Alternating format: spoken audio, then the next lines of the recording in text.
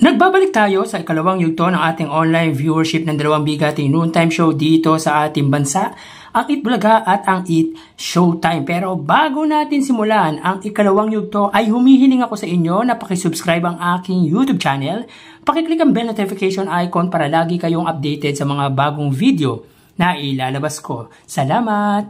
Sa mga kaparokya, upon checking sa Facebook page ng Lion Here TV, nakita po natin yung post nila dito regarding kay Vice Ganda at Bossing Vic Soto. Ayon dito sa caption, gusto nyo bang magsama sa isang movie sina Vice Ganda at Vic Soto? So ilan sa mga nabasa ko dito sa kanilang comment ay sabi ay yes. At meron pang good, pwede daw yung Enteng Cabisote, tapos yung karakter ni Vice Ganda si Ina or Ina Magenta. Meron din nagsabi na Enteng Cabisote plus Private Benjamin at lalabas po ay Private Cabisote. So talagang nakakatuwa yung mga comment nila dito.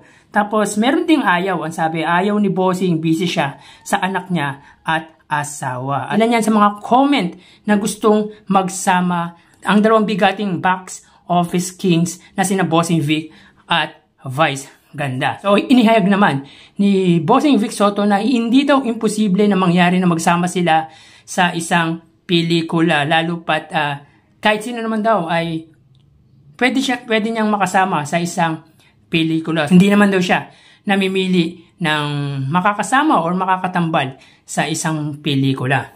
At kung magkaganon man, alam naman po natin kung ano yung hatak ng dalawang bigating artista na yan na si Vic Soto at Vice Ganda. For sure, pag nangyari yan ay tatabu po sa takilya ang kanilang movie na gagawin. And hindi nga talaga malabong mangyari na magsama sila dahil nasa iisang industriya sila.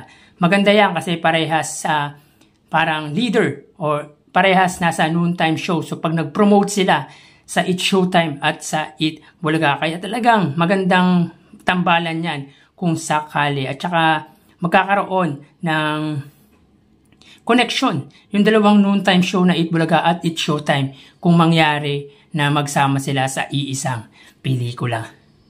So tara ating alamin ang ikalawang yugto ng ating online viewership ng dalawang bigating noontime show. Para sa Eat Bulaga under TVJ Facebook page na may 2.3 million followers at sa Eat Showtime naman na may 17 million followers. So as of 1:14 PM sa unang yugto, ang Eat Bulaga po ay may 12,000 viewers at ang Eat Showtime ay may 46,000 viewers sa kanilang Facebook Live. So tara tingnan natin ang online viewership ng dalawang noontime show. Para po sa Eat Showtime na may kasalukuyang segment na especially for you.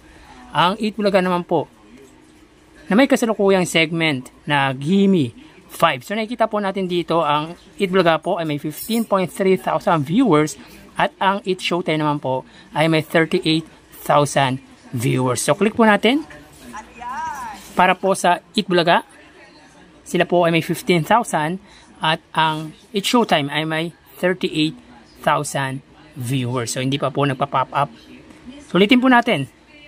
As of 1:15 PM, makikita po natin dito mga kaparokya na ang Eat Bulaga po ay may 15.3 thousand viewers at ang Eat Showtime ay may 38.1 thousand live viewers. So dito kita naman po natin na lamang ang Eat Showtime sa katapat na programa na Eat Bulaga ng 23,000 live viewers. So dito na dagdagan ang Eat Bulaga ng 3,000 viewers at ang Eat Showtime naman po ay nabawasan ng 8,000 live viewers. So mapunta naman po tayo sa TV Network YouTube channel. So para po sa Eat Bulaga, under po yan sa TV5 Philippines na may 1.74 million subscribers at sa Eat Showtime naman po under po yan sa ABS-CBN Entertainment YouTube channel na may 47.5 million subscribers.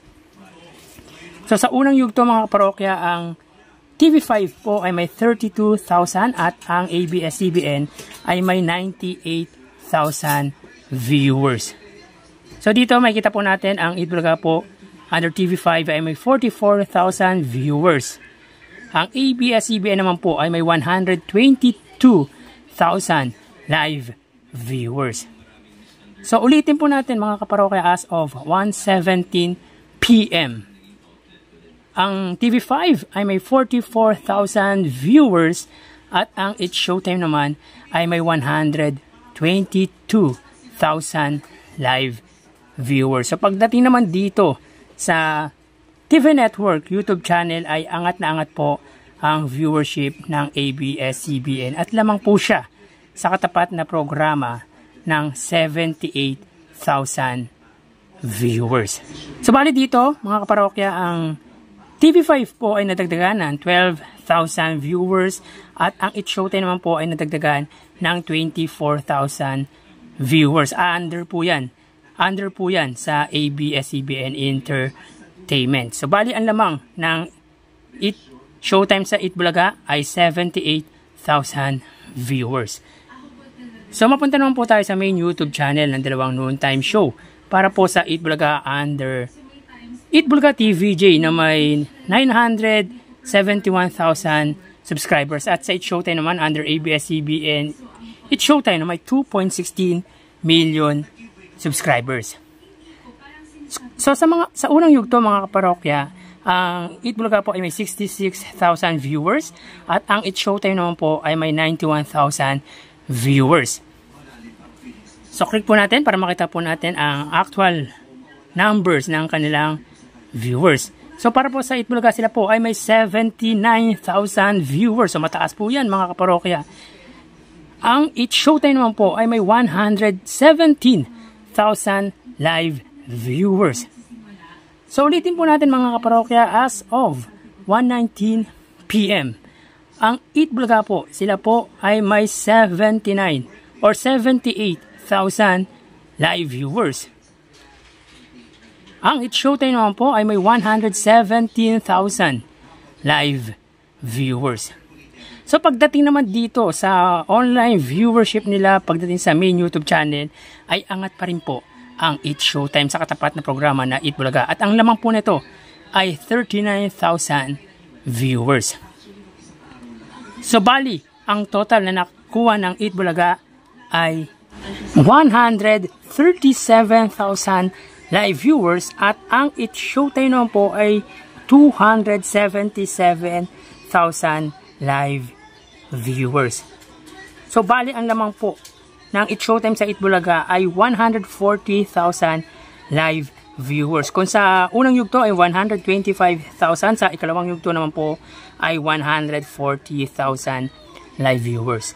So yan po lumalabas sa kanilang online viewership as of 1:21 PM at mamaya magbabalik po tayo sa ikatlong yugto ng ating online viewership ng dalawang bigating noontime show. Magpapaalam na po muna ako pansamantala. Thank you and God bless.